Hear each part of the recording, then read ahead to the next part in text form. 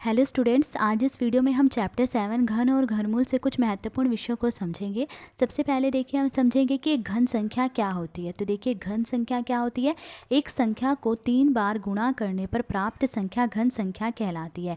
तो जब हम एक संख्या को 3 बार गुणा कर रहे हैं और गुणा करने पर जो संख्या आएगी वो क्या कहलाएगी, घन संख्या कहलाएगी। जैसे कि मान लीजिए एक संख्या 2 है, हम 2 को जब 3 बार गुणा कर रहे हैं तो गुणा करने पर क्या आ रहा है, 8 आ रहा है। तो गुणा करने पे जो ये संख्या 8 आ रही है ये क्या कहलाएगी, घन संख्या कहलाएगी। तो यहाँ पर 8 क्या है, घन संख्या है। आगे देखिए 1 से 9 तक की संख्याओं के घन इस प्रकार हैं। तो देखिए यहाँ पर 1 से 9 तक की संख्याओं के घन लिखे गए हैं। देखिए 1 का घन, घन को हम इस तरह से दर्शाते हैं। तो 1 का घन क्या है, 1 को 3 बार गुणा करेंगे तो 1 को 3 बार गुणा करा क्या आया, 1। तो 1 का घन क्या है, 1 है। फिर देखिए 2 का घन, 2 का घन 2 को 3 बार गुणा करेंगे क्या आया, 8 आया। तो 2 का घन क्या है, 8 है। फिर 3 का घन देखिए, 3 को 3 बार गुणा करेंगे तो क्या आया, 27। तो 3 का घन क्या है, 27 है। इसी तरह 4 का घन, 4 को 3 बार गुणा करेंगे क्या आया, 64 आया। तो 4 का घन क्या है, 64 है।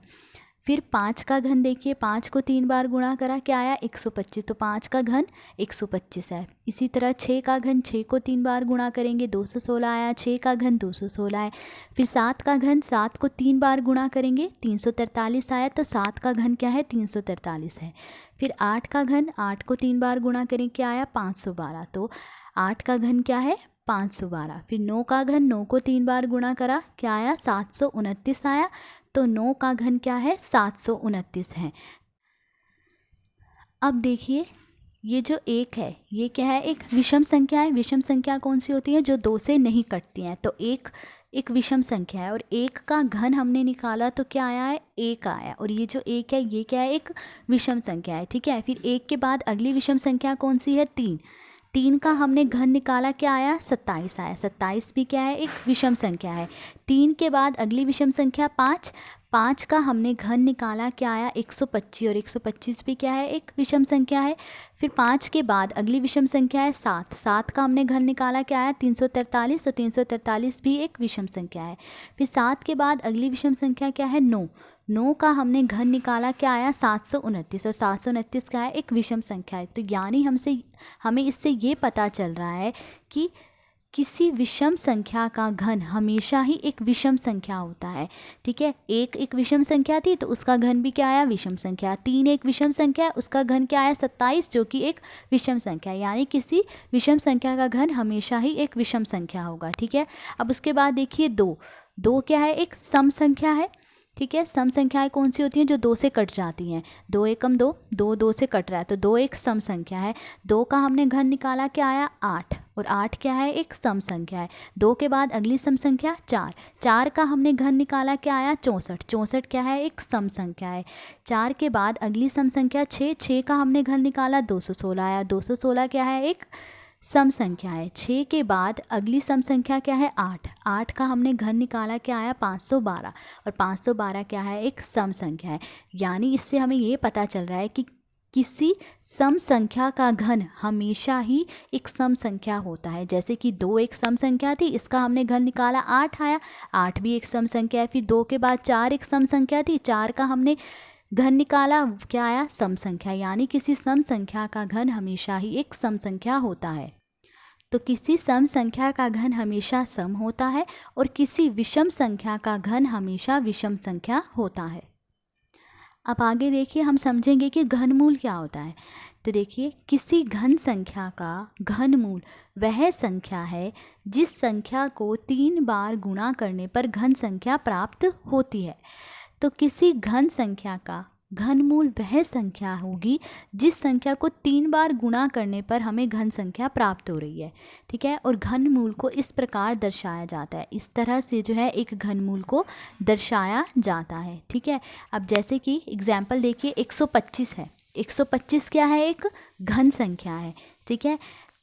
अभी हमने ऊपर कहा ना कि किसी घन संख्या का घनमूल वो है जिस संख्या को 3 बार गुणा करने पर घन संख्या प्राप्त होती है। तो यहाँ पर घन संख्या 125 है और 125 जो है हमें 5 को 3 बार गुणा करने पर प्राप्त होता है। ठीक है। तो 125 का घनमूल क्या होगा, इन तीनों में से हम एक ले लेंगे, इन तीनों 5 में से हमने एक 5 ले लिया, तो 125 का घनमूल 5 है।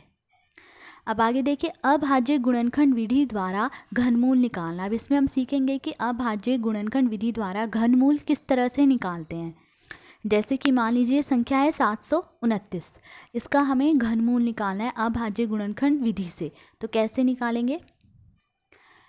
अब देखिए, अभाज्य संख्याएं कौन सी होती हैं, जो सिर्फ दो संख्याओं से कटती हैं, एक से और अपने आप से, वो क्या होती है, अभाज्य संख्याएं।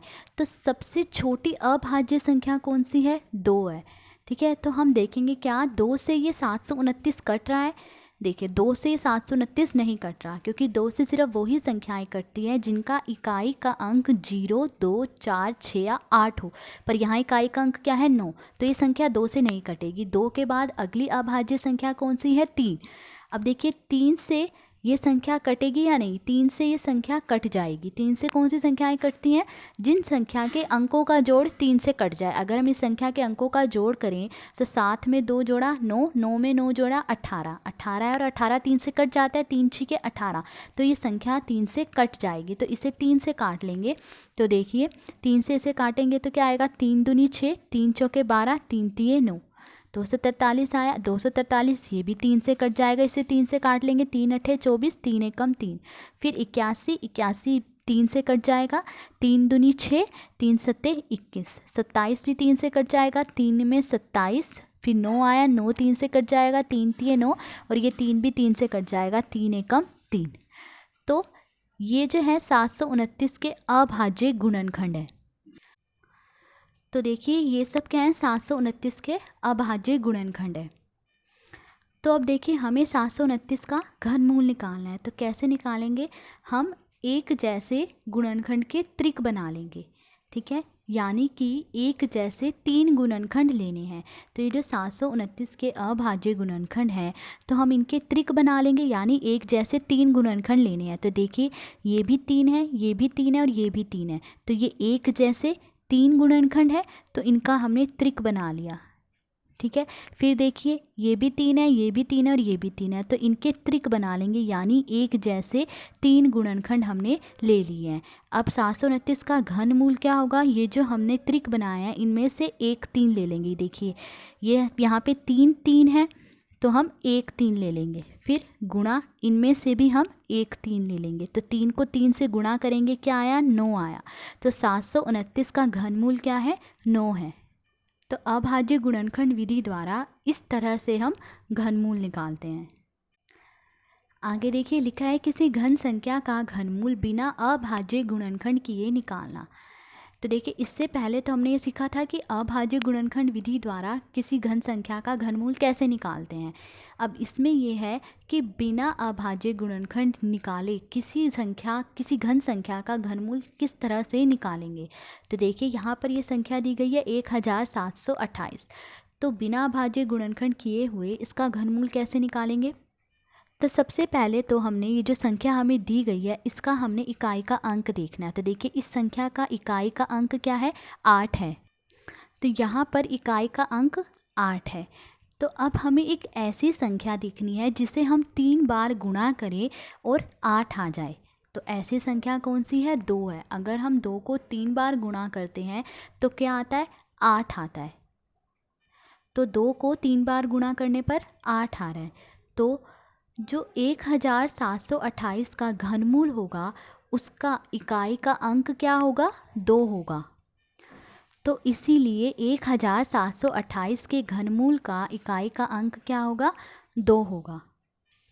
अब देखिए ये जो हमें संख्या दी गई है 1728, हम दाईं तरफ से 3 अंक छोड़ देंगे। ठीक है, तो दाईं तरफ से 3 अंक छोड़ने के बाद क्या संख्या प्राप्त होती है, हमें 1 प्राप्त होता है।